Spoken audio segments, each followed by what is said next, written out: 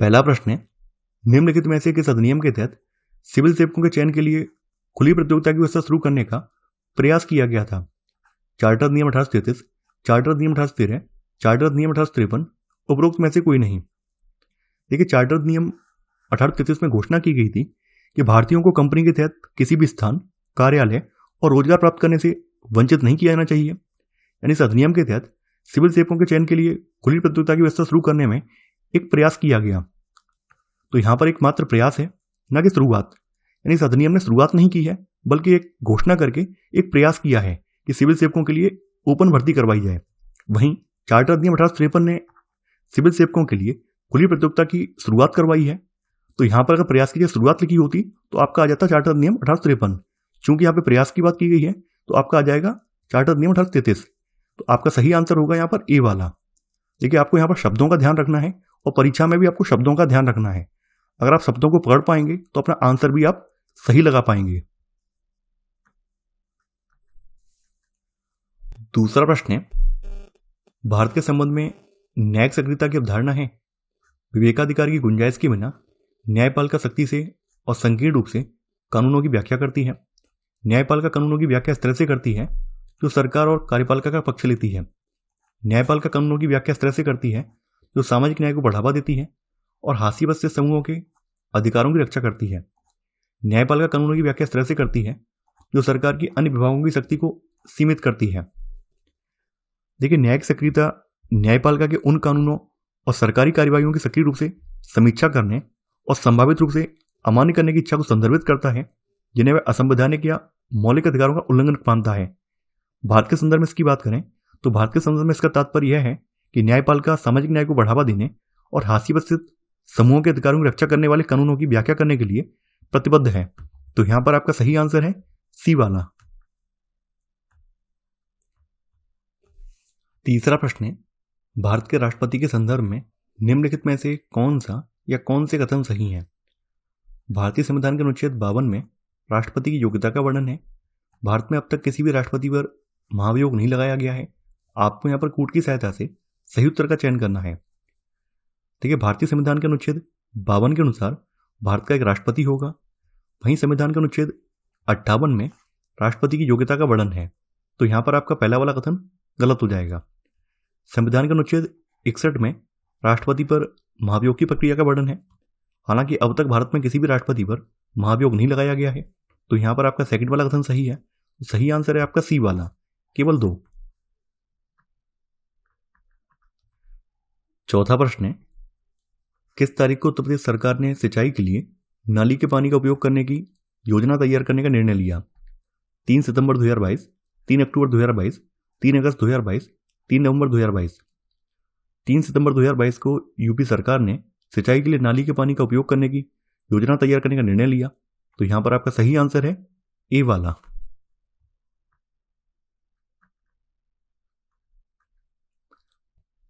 पांचवा प्रश्न है, निम्नलिखित में से किस संगठन ने the global estimate of modern slavery शीर्षक पर रिपोर्ट जारी किया? अंतर्राष्ट्रीय श्रम संगठन, world bank, American federation of labour, संयुक्त राष्ट्र मानवाधिकार परिषद। The global estimate of modern slavery को अंतर्राष्ट्रीय श्रम संगठन, वाकफरी ऑर्गेनाइजेशन और इंटरनेशनल ऑर्गेनाइजेशन फॉर माइग्रेशन के बीच सहभागिता से तैयार किया गया है। तो यानी 3 संगठनों ने मिलकर ये रिपोर्ट तैयार की है, जिसमें अंतर्राष्ट्रीय श्रम संगठन भी शामिल है। इस रिपोर्ट में ये बात कही गई है कि 2021 में लगभग 50 मिलियन लोग जो हैं आधुनिक गुलामी में जी रहे हैं, जिनमें से 28 मिलियन लोग जो हैं ये जबरन श्रम कर रहे हैं और लगभग 22 मिलियन लोग जो हैं जबरन विवाह में फंसे हुए हैं। ये बात इस रिपोर्ट में कही गई है। तो यहां पर आपका सही आंसर है ए वाला।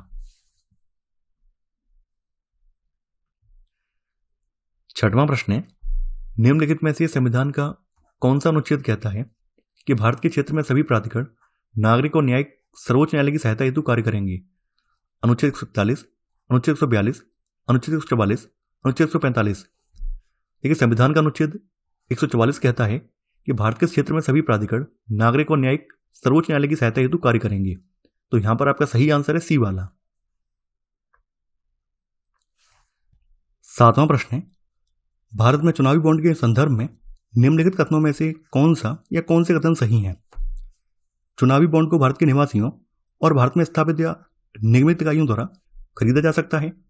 कोई भी राजनीतिक दल जिसने पिछले राज्यसभा चुनाव में कुल मतों में से कम 1% मत हासिल किए हों तो वह चुनावी बॉन्ड के माध्यम से धन प्राप्त करने के लिए पात्र है। आपको यहाँ पर कूट की सहायता से सही उत्तर का चयन करना है। चुनावी बॉन्ड राजनीतिक दलों को अनुदान देने हेतु एक वित्तीय साधन है। चुनावी बॉन्ड भारत के निवासियों और भारत में स्थापित या निर्मित इकाइयों द्वारा जनवरी, अप्रैल, जुलाई और अक्टूबर के महीनों में प्रत्येक 10 दिनों की अवधि के लिए खरीदे जा सकते हैं। तो यहाँ पर आपका पहला वाला कथन ये बिल्कुल सही है। देखिए, कोई भी पंजीकृत राजनीतिक दल जिसने पिछले लोकसभा और विधानसभा चुनाव में पड़े कुल मतों में से कम 1% मत हासिल किए हैं तो वो चुनावी बॉन्ड के माध्यम से धन प्राप्त करने के लिए एलिजिबल है। तो राज्यसभा चुनाव में नहीं बल्कि लोकसभा और विधानसभा चुनाव की बात हो रही है यहाँ पर। तो यहाँ पर आपका सेकंड वाला कथन गलत हो जाएगा। यहाँ पर आपका केवल पहला वाला कथन सही है। तो आपका सही आंसर होगा यहाँ पर ए वाला, केवल एक।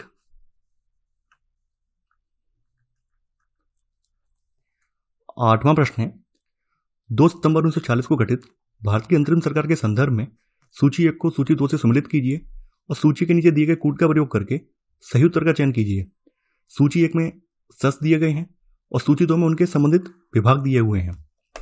देखिए, अंतरिम सरकार स्थायी सरकार के चुने जाने से पहले एक सीमित अवधि के लिए बनाई जाती है। भारत की संविधान सभा ने अंतरिम सरकार का गठन किया था। भारत की संविधान सभा ने 2 सितंबर 1940 को अंतरिम सरकार का गठन किया था और ये जो है 15 अगस्त 1947 तक चली है। इस अंतरिम सरकार में डॉक्टर राजेंद्र प्रसाद जो हैं, इन्हें खाद्य और कृषि विभाग मिला था। जगजीवन राम को श्रम विभाग दिया गया था। लियाकत अली खां को वित्त विभाग मिला था और सी राजगोपालाचारी को शिक्षा और कला विभाग मिला था। तो यहां पर आपका सही आंसर होगा बी वाला, यानी ए का दूसरा, बी का पहला, सी का चौथा और डी का तीसरा।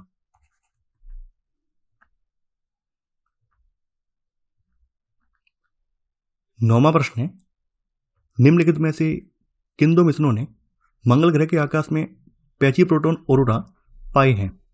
गैलीलियो, दा विंसी, अमीरात मंगल मिशन, माबेन। आपको यहां पर कूट की सहायता से सही उत्तर का चयन करना है। संयुक्त अरब अमीरात के मंगल मिशन और नासा के मावन अनुसंधान के तहत मंगल के आसमान में पैची प्रोटॉन अरोरा पाया गया है। टीम द्वारा यह पाया गया कि अरोरा तब बनता है जब सौर वायु सीधे रूप से मंगल के ऊपरी वायुमंडल को प्रभावित करती है और ज्यों ही यह धीमी होती जाती है तब पराबैंगनी प्रकाश का उत्सर्जन करती है। तो ऐसे करके यहाँ पर पैची प्रोटॉन अरोरा बनते हैं। गैलीलियो और दा विंसी मिशन की बात करें तो गैलीलियो और दा विंसी मिशन जो है ये वीनस ग्रह से संबंधित है, यानी शुक्र ग्रह से संबंधित हैं। तो यहां पर आपका सही आंसर होगा बी वाला, 3 तथा 4।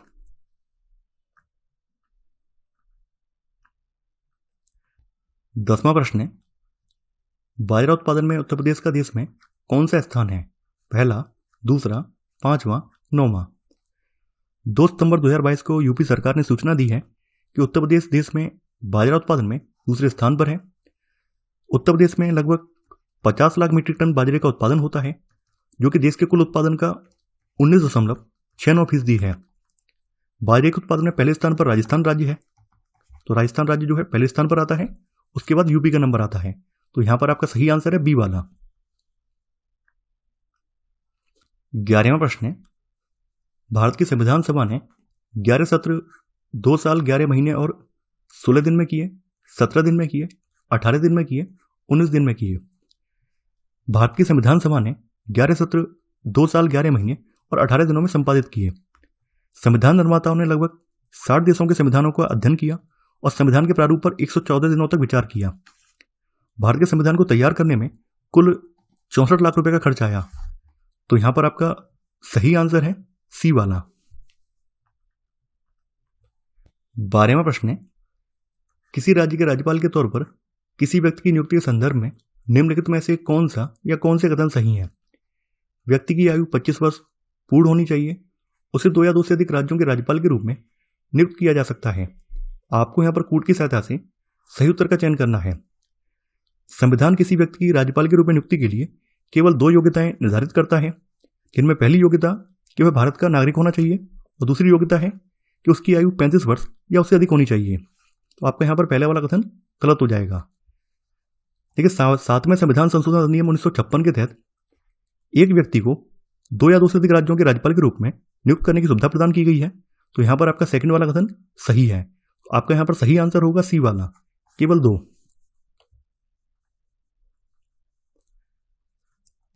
13वां प्रश्न है, कालक्रमबद्ध क्रम में निम्नलिखित राष्ट्रपतियों को उनके कार्यकाल के आधार पर व्यवस्थित कीजिए। राष्ट्रपति जाकिर हुसैन, APJ अब्दुल कलाम, KR नारायण, रामनाथ कोविंद। देखिए, जाकिर हुसैन जो है 1967 से लेकर 1969 तक राष्ट्रपति रहे हैं। APJ अब्दुल कलाम जो है 2002 से लेकर 2007 तक राष्ट्रपति रहे हैं। KR नारायण जो है 1997 से लेकर 2002 तक राष्ट्रपति रहे हैं। रामनाथ कोविंद जो है 2017 से लेकर 2022 तक राष्ट्रपति रहे हैं। तो आपका यहां पर सही क्रम होगा 1 3 2 4। तो आंसर है आपका यहां पर ए वाला। 14वां प्रश्न है, उत्तर प्रदेश अनुसूचित जाति वित्त एवं विकास निगम अनुगम के संदर्भ में निम्नलिखित कथनों में से कौन सा या कौन से सही है? इसने अधिकतम आय सीमा की शर्त को समाप्त कर दिया है। 2.5 लाख रुपए तक की वार्षिक आय वाले व्यक्ति को प्राथमिकता दी जाएगी। आपको यहां पर कोर्ट की सहायता से सही उत्तर का चयन करना है। 11 सितंबर 2022 को उत्तर प्रदेश अनुसूचित जाति वित्त एवं विकास निगम यानी अनुगम के चेयरमैन डॉक्टर लालजी प्रसाद निर्मल ने बताया कि अनुगम की स्वरोजगार योजनाओं का लाभ उठाने के लिए अधिकतम आय सीमा की शर्त को अब समाप्त कर दिया गया है। तो यहां पर आपका पहला वाला कथन ये बिल्कुल सही है। अनुसूचित जाति का कोई भी व्यक्ति इन योजनाओं का लाभ उठा सकेगा, लेकिन 2.5 लाख रुपए तक के सालाना आय वालों को इसमें प्राथमिकता दी जाएगी। तो यहां पर आपका सेकंड वाला कथन ये भी सही है। यहां पर आपका 1 और 2 दोनों ही सही हैं। तो आपका सही आंसर है यहां पर बी वाला, 1 तथा 2 दोनों।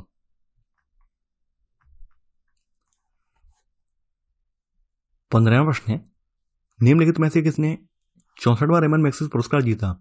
रवीश कुमार, तदासी हटोरी, अजीत अंजुम, फिरदौसी कादरी। 64वें रेमन मैग्सेसे पुरस्कार का आयोजन 30 नवंबर 2022 को फिलीपींस के रेमन मैग्सेसे सेंटर में किया गया। रेमन मैग्सेसे अवार्ड एशियाई मूल के लोगों को प्रदान किया जाने वाला एशिया का सर्वोच्च सम्मान है। इस बार का यह अवार्ड जो है एशिया मूल के 4 लोगों को प्रदान किया गया है।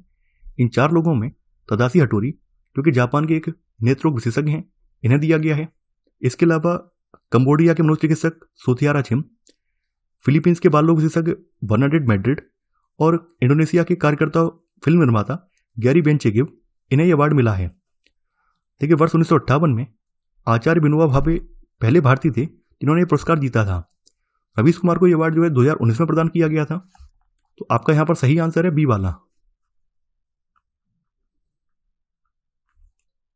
16वां प्रश्न है, निम्नलिखित में से कौन राजनीतिक कार्यपालिका का अंग है? जिला कलेक्टर, गृह मंत्रालय के सचिव, गृह मंत्री, पुलिस महानिदेशक। देखिए, हम लोगों ने कार्यपालिका के बारे में पढ़ा है।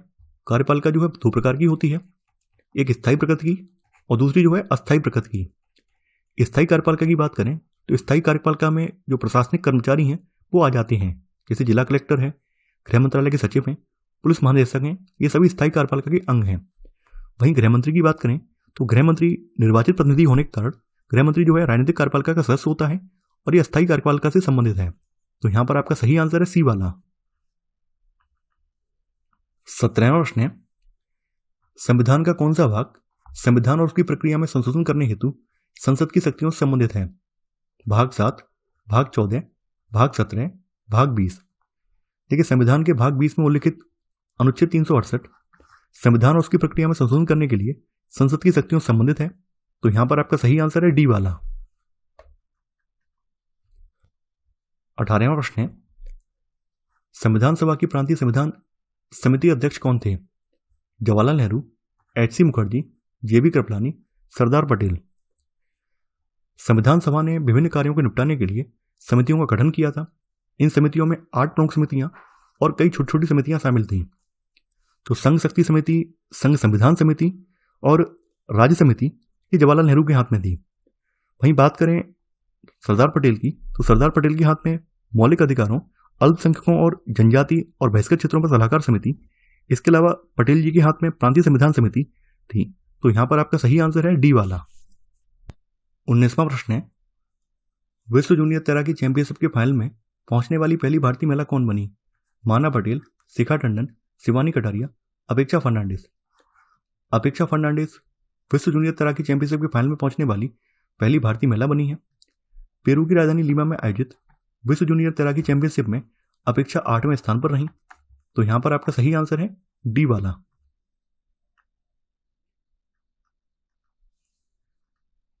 20वां प्रश्न है, निम्नलिखित में से कौन सा राज्य या केंद्र शासित प्रदेश इंटरनेशनल इत्र फेस्टिवल की मेजबानी करेगा? कर्नाटक, जम्मू और कश्मीर, उत्तर प्रदेश, मध्य प्रदेश। उत्तर प्रदेश सरकार ने अपने व्यापारियों को यूरोपीय और मध्य पूर्वी बाजारों से जोड़ने के लिए फरवरी 2023 में एक अंतर्राष्ट्रीय इत्र फेस्टिवल आयोजित किया। तो यहां पर आपका सही आंसर है सी वाला। 21वां प्रश्न है, निम्नलिखित में से कौन सा सही सम्मिलित नहीं है? संविधान का भाग, विषय वस्तु, भाग 2, नागरिकता, भाग 3, मौलिक अधिकार, भाग 9, पंचायत, भाग 15, राजभाषा। देखिए, संविधान का भाग 2 नागरिकता से संबंधित है, भाग 3 जो है मौलिक अधिकारों से संबंधित है, भाग 9 पंचायतों से संबंधित है, और भाग 15 जो है ये निर्वाचन से संबंधित है, ये इलेक्शन से संबंधित है। वही राजभाषा जो है ये संविधान के भाग 17 से संबंधित है, ना कि 15 से। तो यहां पर आपका डी वाला गलत है, आपका सही आंसर होगा यहां पर डी वाला। 22वां प्रश्न है, अभिकथन राज्य का न्यायिक कार्यपालिका मुख्यमंत्री होता है, कारण मुख्यमंत्री की नियुक्ति राज्यपाल द्वारा की जाएगी। आपको यहां पर कूट की सहायता से सही उत्तर का चयन करना है। भारत में एक राज्य के मुख्यमंत्री को वास्तविक कार्यकारी माना जाता है क्योंकि वे राज्य सरकार के प्रमुख होते हैं और राज्य के प्रशासन और कार्यकारी कार्यों के लिए मुख्यमंत्री उत्तरदायी होते हैं। हालांकि राज्य का मुख्यमंत्री जो है न्यायिक कार्यपालिका का प्रमुख नहीं होता है। तो यहां पर आपका अभिकथन गलत हो जाएगा, यहां पर आपका कारण सही है। देखिए, संविधान के अनुच्छेद 164 के अनुसार मुख्यमंत्री की नियुक्ति राज्यपाल करेगा और अन्य मंत्रियों की नियुक्ति राज्यपाल मुख्यमंत्री की सलाह पर करेगा। तो यहां पर आपका अभिकथन गलत है लेकिन कारण सही है। तो आंसर होगा आपका डी वाला। ए गलत है लेकिन आर सही है। 23वां प्रश्न है, राष्ट्रपति की शक्तियों के संदर्भ में निम्नलिखित में से कौन सा या कौन से कथन सही है? भारत सरकार के सभी कार्यकारी कार्यों को औपचारिक रूप से राष्ट्रपति के नाम पर किया जाता है। विधायी शक्ति के माध्यम से वह पहले सत्र में संसद को संबोधित कर सकता है। कार्यकारी शक्ति के माध्यम से वह अध्यादेशों को प्रख्यापित कर सकता है। वह अपनी कूटनीतिक शक्ति के द्वारा सेना प्रमुख की नियुक्ति कर सकता है। आपको यहाँ पर कूट की सहायता से सही उत्तर का चयन करना है। देखिए, राष्ट्रपति की शक्तियों की बात करें तो भारत सरकार के सभी कार्यकारी कार्यों को औपचारिक रूप से राष्ट्रपति के नाम पर किया जाता है। तो ये उसकी कार्यकारी शक्तियां हैं। तो यहाँ पर आपका पहला वाला कथन बिल्कुल सही है। राष्ट्रपति की विधायी शक्तियों की बात करें तो विधायी शक्ति के माध्यम से वह संसद के पहले सत्र को संबोधित कर सकता है और प्रत्येक वर्ष के पहले सत्र में संसद को ये संबोधित कर सकता है। तो ये उसकी विधायी शक्ति है। यहाँ पर तीसरा वाला गलत है। देखिए, जब संसद का सत्र नहीं चल रहा होता है तो वह अध्यादेश को जारी कर सकता है और अध्यादेश को जारी करने की जो उसकी शक्ति है ये उसकी कार्यकारी शक्ति नहीं है बल्कि उसकी विधायी शक्ति है। तो यहाँ पर आपका थर्ड वाला गलत हो जाएगा। यहाँ पर आपका चौथा वाला ये भी गलत है। देखिए, राष्ट्रपति अपनी कूटनीतिक शक्ति के द्वारा नहीं बल्कि सैन्य शक्ति के द्वारा सेना प्रमुख की नियुक्ति कर सकता है। तो ये उसकी सैन्य शक्ति है, इसके जरिए वह सेना प्रमुख की नियुक्ति कर सकता है। राष्ट्रपति की कूटनीतिक शक्तियों की बात करें तो राष्ट्रपति द्वारा अंतर्राष्ट्रीय संधियों और समझौतों पर सम्मेलन आयोजित किया जाता है और उनका समापन किया जाता है। ये उसकी कूटनीतिक शक्तियां हैं। तो यहाँ पर आपका चौथा वाला भी गलत हो जाएगा। यहाँ पर आपका केवल 1 और 2 सही है। तो आपका सही आंसर होगा यहाँ पर ए वाला, 1 और 2।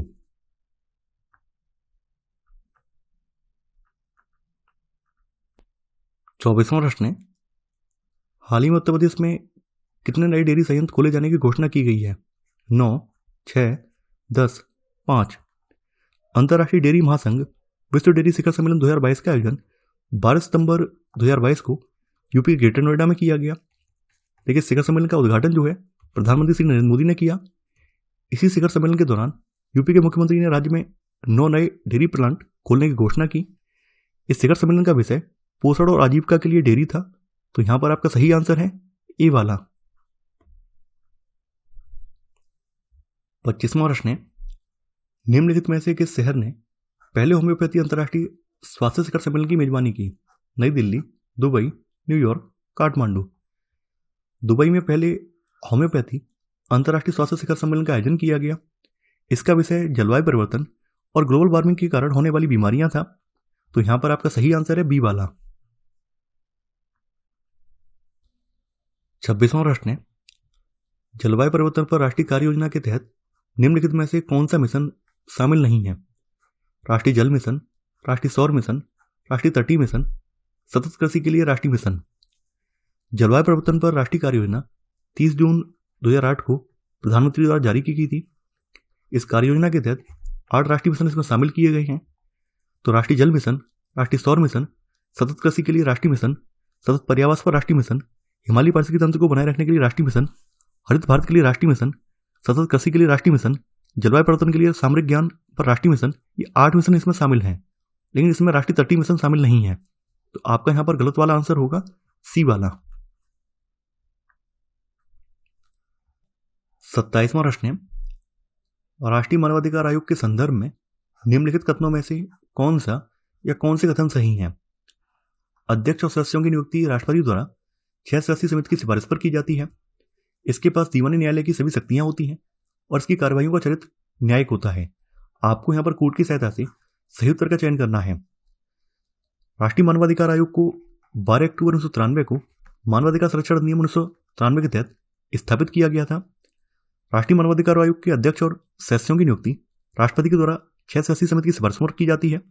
इस 6 सदस्यीय समिति में प्रधानमंत्री, लोकसभा के अध्यक्ष, राज्यसभा के उपसभापति, दोनों सदनों के विपक्ष के नेता और केंद्रीय गृह मंत्री इसमें शामिल होते हैं। तो यहां पर आपका पहला वाला कथन बिल्कुल सही है।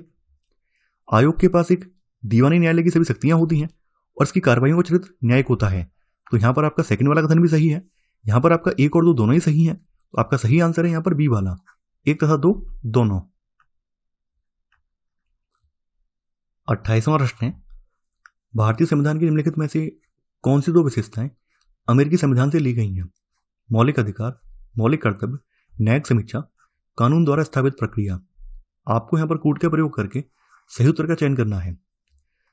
देखिए, भारतीय संविधान में मौलिक अधिकार और न्यायिक समीक्षा के प्रावधान जो हैं ये यूएसए के संविधान से लिए गए हैं। वहीं मौलिक कर्तव्य जो हैं ये यूएसएसआर से लिए गए हैं, यानी भूतपूर्व सोवियत संघ से लिए गए हैं। और कानून द्वारा स्थापित प्रक्रिया जो है जापान के संविधान से ली गई है। तो यहां पर आपका सही आंसर होगा बी वाला, 1 तथा 3।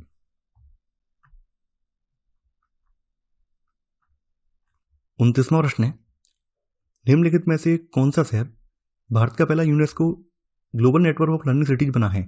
नीलांबुर, वाराणसी, वारंगल, त्रिशूर। आपको यहां पर कूट का प्रयोग करके सही उत्तर का चयन करना है।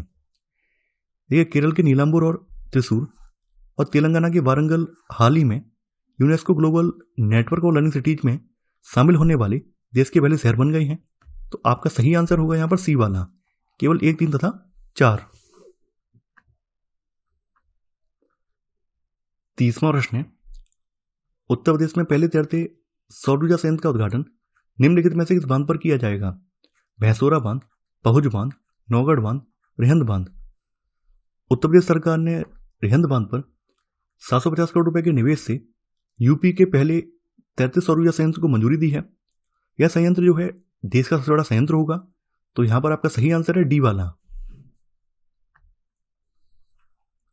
31वां प्रश्न है, निम्नलिखित में से किस अधिनियम द्वारा भारतीय संविधान की प्रस्तावना में 3 नए शब्द समाजवादी, धर्मनिरपेक्ष और अखंडता जोड़े गए?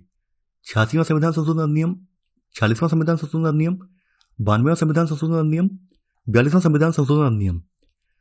देखिए, वर्ष 1976 में 42वां संविधान संशोधन अधिनियम के जरिए भारतीय संविधान की प्रस्तावना में समाजवादी, धर्मनिरपेक्ष और अखंडता शब्द जोड़े गए। तो आपका सही आंसर है यहां पर डी वाला।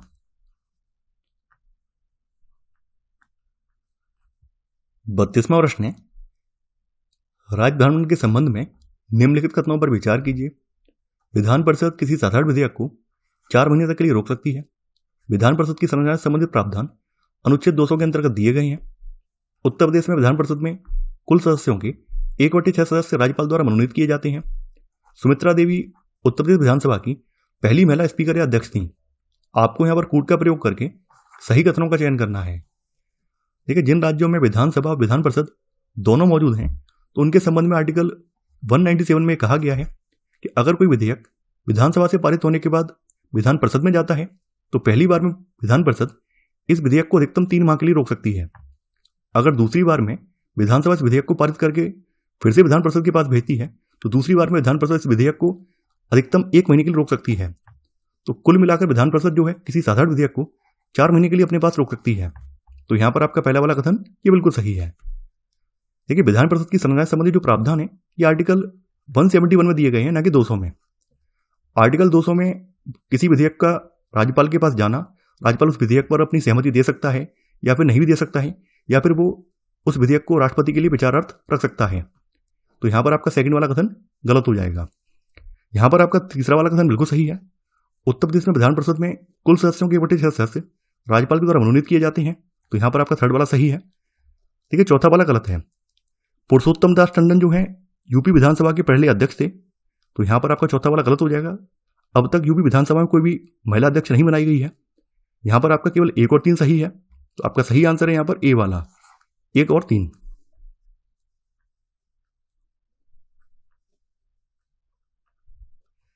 33वां प्रश्न है, यदि हमारे संविधान के तहत किसी पदाधिकारी की तुलना अमेरिकी राष्ट्रपति से की जानी है तो वह प्रधानमंत्री है, न कि संघ का राष्ट्रपति। यह निम्नलिखित में से किसका कथन है? Jawaharlal Nehru, M N. Roy, B N. Rao, B R. Ambedkar. देखिए, यह कथन जो है डॉक्टर बी.आर. अम्बेडकर का है। तो आपका सही आंसर होगा यहाँ पर डी वाला। 34वां प्रश्न है, सितंबर 2022 में उत्तर प्रदेश सरकार ने निम्नलिखित में से किस स्थान पर एक नया पर्यटक पुलिस स्टेशन खोलने का निर्णय लिया? अयोध्या, प्रयागराज, कुशीनगर, वृंदावन। उत्तर प्रदेश सरकार ने महात्मा बुद्ध के परिनिर्वाण स्थल कुशीनगर में एक नया पर्यटक पुलिस स्टेशन खोलने का निर्णय लिया है। तो यहां पर आपका सही आंसर है सी वाला।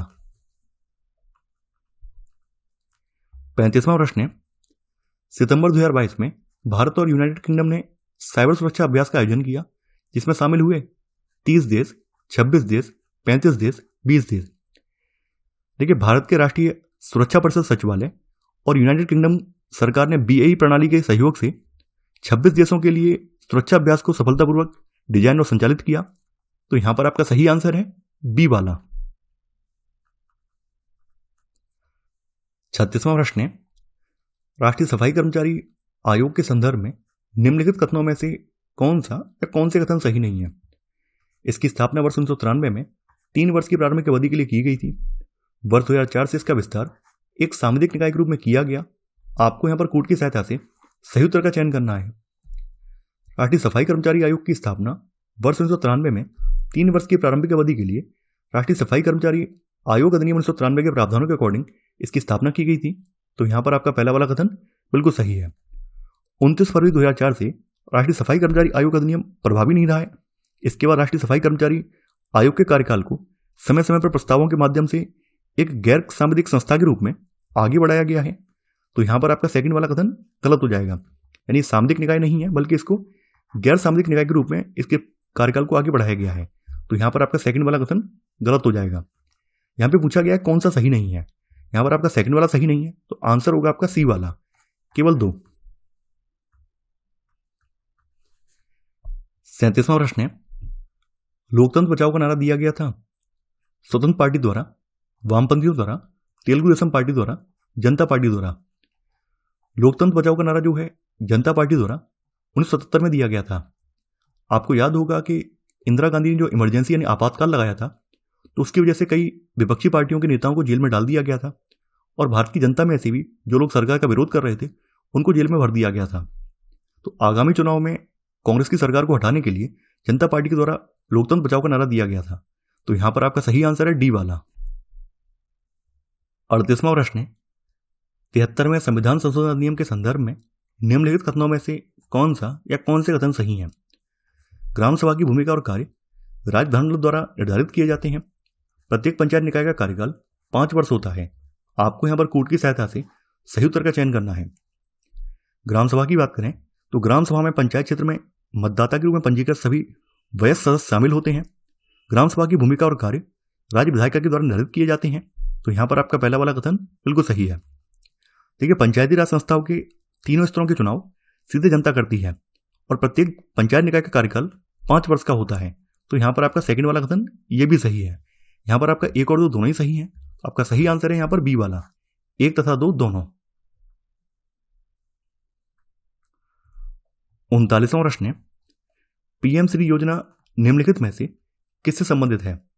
यह देश भर के स्कूलों के उन्नयन और विकास के लिए एक योजना है। यह प्रवासी श्रमिकों के लिए एक संशोधित सामाजिक सुरक्षा योजना है। यह देश भर के वरिष्ठ नागरिकों को निःशुल्क दवा उपलब्ध कराने की योजना है। उपरोक्त में से कोई नहीं। देखिए, पीएम श्री की फुल फॉर्म है प्रधानमंत्री स्कूल फॉर राइजिंग इंडिया। तो पीएम श्री देश भर में 14,500 से अधिक स्कूलों के उन्नयन और विकास के लिए केंद्र प्रायोजित योजना है। तो यहां पर आपका सही आंसर है ए वाला।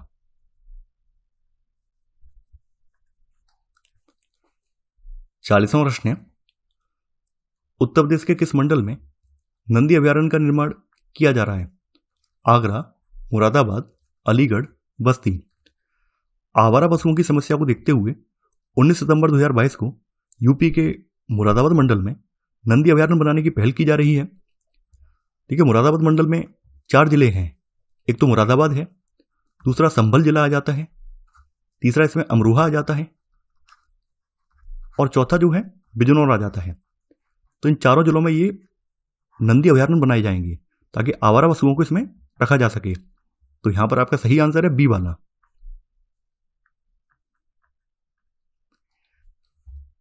41वां प्रश्न है, भारतीय संविधान का अनुच्छेद 3 संसद को किस हेतु अधिकृत करता है? राज्य की विशेष सूची में संशोधन करने, नए राज्य को भारत संघ में शामिल करने, किसी भी राज्य की सीमाओं में परिवर्तन करना, एक अनुसूचित क्षेत्र को कम करना। भारतीय संविधान का अनुच्छेद 3 के तहत संसद किसी राज्य से एक क्षेत्र को अलग करके या फिर 2 या 2 से अधिक राज्यों या कुछ राज्यों को मिलाकर किसी नए राज्य का सृजन कर सकती है, या फिर किसी राज्य के क्षेत्रफल में वृद्धि कर सकती है, किसी राज्य के क्षेत्रफल को कम कर सकती है, या फिर किसी भी राज्य की सीमाओं को परिवर्तित कर सकती है। तो आपका सही आंसर होगा यहां पर सी वाला, किसी भी राज्य की सीमाओं में परिवर्तन करना। 42वां प्रश्न है, उत्तर प्रदेश सरकार के मुख्य सचिव कौन है? दुर्गाशंकर मिश्रा, अजय कुमार भल्ला, उत्पल कुमार सिंह, उपरोक्त में से कोई नहीं। दुर्गाशंकर मिश्रा जो है उत्तर प्रदेश सरकार के वर्तमान मुख्य सचिव हैं। दुर्गाशंकर मिश्रा उत्तर प्रदेश कैडर के 1984 बैच के आईएएस अधिकारी हैं। तो यहां पर आपका सही आंसर है ए वाला। 43वां प्रश्न है, अंतर्राष्ट्रीय श्रम संगठन आईएलओ के संदर्भ में निम्नलिखित कथनों में से कौन सा या कौन से कथन सही हैं? इसकी स्थापना वर्ष 1919 में वर्साई की संधि द्वारा की गई थी। वर्ष 1969 में इसे नोबेल शांति पुरस्कार प्रदान किया गया। आपको यहां पर कूट की सहायता से सही उत्तर का चयन करना है। देखिए, आपका पहला वाला कथन बिल्कुल सही है। अंतर्राष्ट्रीय श्रम संगठन आईएलओ की स्थापना वर्ष 1919 में वर्साई की संधि के द्वारा की गई थी। तो यहां पर आपका पहला वाला कथन बिल्कुल सही है। देखिए, आईएलओ को विभिन्न वर्गों के बीच शांति को प्रोत्साहित करने, कामगारों के लिए गरिमापूर्ण कार्य और न्याय की दिशा में कार्य करने के कारण इस संगठन को 1969 में नोबेल शांति पुरस्कार से सम्मानित किया गया। तो यहां पर आपका सेकंड वाला कथन ये भी सही है। यहां पर आपका 1 और 2 दोनों ही सही हैं। तो आपका सही आंसर होगा यहां पर बी वाला, 1 तथा 2 दोनों। 44वां प्रश्न है, उत्तर प्रदेश में फ्लैटेड फैक्ट्री कॉम्प्लेक्स के संबंध में निम्नलिखित कथनों पर विचार कीजिए। इसकी स्थापना कानपुर में किया जाना है। इसे 500 करोड़ की लागत से बनाया जाएगा। गैर प्रदूषणकारी श्वेत श्रेणी उद्योग के रूप में वस्त्र उद्योग को प्राथमिकता दी जाएगी। इस पहली फ्लैटेड फैक्ट्री कॉम्प्लेक्स में 200 उद्यमी अपनी फैक्ट्रियां लगा सकेंगे। आपको यहां पर कूट का प्रयोग करके सही कथनों का चयन करना है। देखिए, 17 सितंबर 2022 को यूपी के मुख्यमंत्री ने फाउंड्री नगर ताजनगरी आगरा में प्रक्रिया और उत्पाद विकास केंद्र में प्रस्तावित फ्लैट युक्त फैक्ट्री परिसर की आधारशिला रखी है। तो इसका निर्माण जो है कानपुर में नहीं किया जाएगा, बल्कि इसका निर्माण जो है आगरा में किया जाना है। तो यहां पर आपका पहला वाला कथन गलत हो जाएगा। इस परिसर के निर्माण की जो लागत रखी गई है वो 125 करोड़ रुपए रखी गई है, न कि 500 करोड़। तो यहां पर आपका सेकंड वाला कथन ये भी गलत हो जाएगा। देखिए, आपका थर्ड वाला कथन बिल्कुल सही है। गैर प्रदूषणकारी श्वेत श्रेणी उद्योग के रूप में वस्त्र उद्योग को इसमें प्राथमिकता दी जाएगी। यहां पर आपका तीसरा वाला सही है। प्रदेश की इस पहली फ्लैट युक्त फैक्ट्री परिसर में एक ही छत के नीचे 200 उद्यमी अपनी फैक्ट्री लगा सकेंगे। तो यहां पर आपका चौथा वाला कथन सही है। यहां पर आपका 3 और 4 कथन सही है। तो आपका सही आंसर है यहां पर बी वाला, 3 और 4। 45वां प्रश्न है, भारत का पहला मॉडिफाइड बायो विलेज कहां स्थित है? उत्तर प्रदेश, मध्य प्रदेश, गुजरात, त्रिपुरा। भारत का पहला मॉडिफाइड बायो विलेज दासपारा गांव है। और दासपारा गांव जो है ये त्रिपुरा राज्य में अवस्थित है। त्रिपुरा राज्य सरकार ने राज्य में 100 बायो विलेज स्थापित करने की योजना बनाई है, जिसके तहत गांव को कृत्रिम उर्वरकों के उपयोग को कम करते हुए प्रकृति आधारित जीवन शैली और आजीविका पर उनका ध्यान केंद्रित किया जाएगा। तो यहां पर आपका सही आंसर है डी वाला। 46वां प्रश्न है, अस्पृश्यता के संबंध में निम्नलिखित कथनों में से कौन सा कथन सही है? भारतीय संविधान में अस्पृश्यता को परिभाषित किया गया है। भारतीय संविधान का अनुच्छेद 17 प्रकृति में निरपेक्ष है। आपको यहाँ पर कूट की सहायता से सही उत्तर का चयन करना है। ठीक है, भारतीय संविधान का अनुच्छेद 17 अस्पृश्यता को समाप्त करता है और किसी भी रूप में इसके अभ्यास को निषिद्ध करता है, यानी किसी भी रूप में अस्पृश्यता का आचरण करना गैर कानूनी है। तो यहाँ पर आपका सेकंड वाला कथन ये बिल्कुल सही है।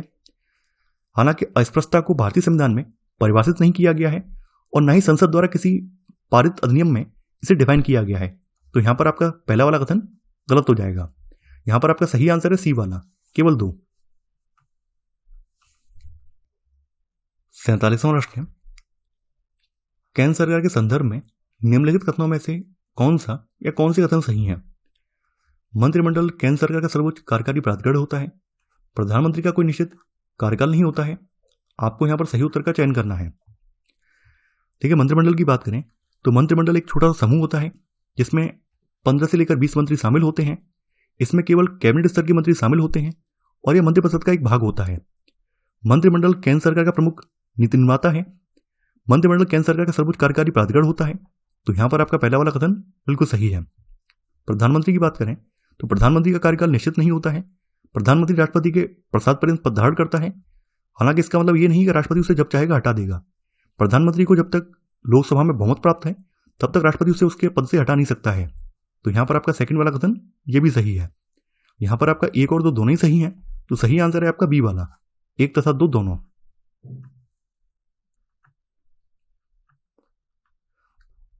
48वां प्रश्न है, सरकार के संसदीय स्वरूप के संदर्भ में निम्नलिखित कथनों में से कौन सा या कौन से कथन सही है? सरकार का संसदीय स्वरूप निरंकुशता को प्रतिबंध करता है। इस रूप में विधायी और कार्यपालिका अविभाज्य हैं। आपको यहाँ पर कूट की सहायता से सही उत्तर का चयन करना है।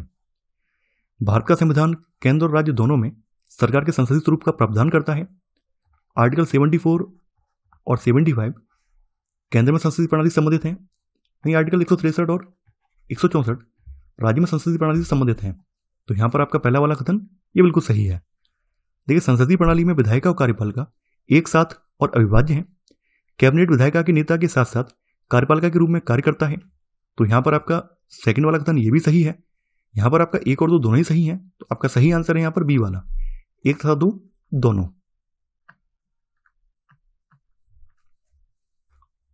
49वां प्रश्न है, राष्ट्रीय स्वच्छ वायु कार्यक्रम के संदर्भ में निम्नलिखित कथनों में से कौन सा या कौन से कथन सही हैं?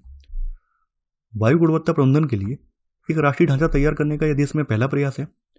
हाल ही में केंद्र ने वर्ष 2026 तक पीएम सांद्रण में 40% की कमी लाने का नया लक्ष्य निर्धारित किया है। आपको यहाँ पर कूट की सहायता से सही उत्तर का चयन करना है। राष्ट्रीय स्वच्छ वायु कार्यक्रम को जनवरी 2019 में पर्यावरण, वन और जलवायु परिवर्तन मंत्रालय द्वारा लॉन्च किया गया था। वायु गुणवत्ता प्रबंधन के लिए एक राष्ट्रीय ढांचा तैयार करने का यह देश में पहला प्रयास है।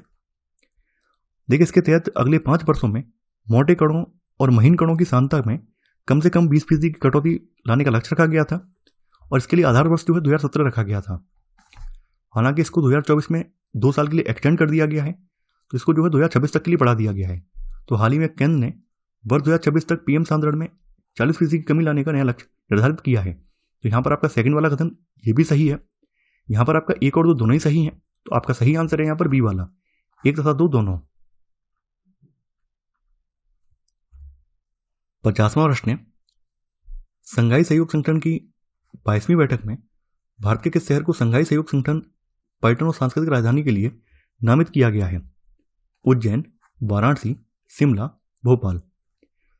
देखिए, संघाई सहयोग संगठन की 22वीं बैठक उज्बेकिस्तान के समरकंद में आयोजित की गई और इसी बैठक के दौरान संघाई सहयोग संगठन पर्यटन और सांस्कृतिक राजधानी के लिए वाराणसी को वर्ष 2022-23 के लिए नामित किया गया है। तो यहाँ पर आपका सही आंसर है बी वाला। तो देखिए, इसी के साथ आपका जो पार्ट 1 है ये कंप्लीट हो जाता है। मैं आशा करता हूँ कि आपको ये वीडियो पसंद आया होगा। आप लोग इस वीडियो को लाइक और शेयर करना बिल्कुल नहीं भूलिए। तो चलिए आज के लिए उतना ही। Thanks for watching. जय हिंद।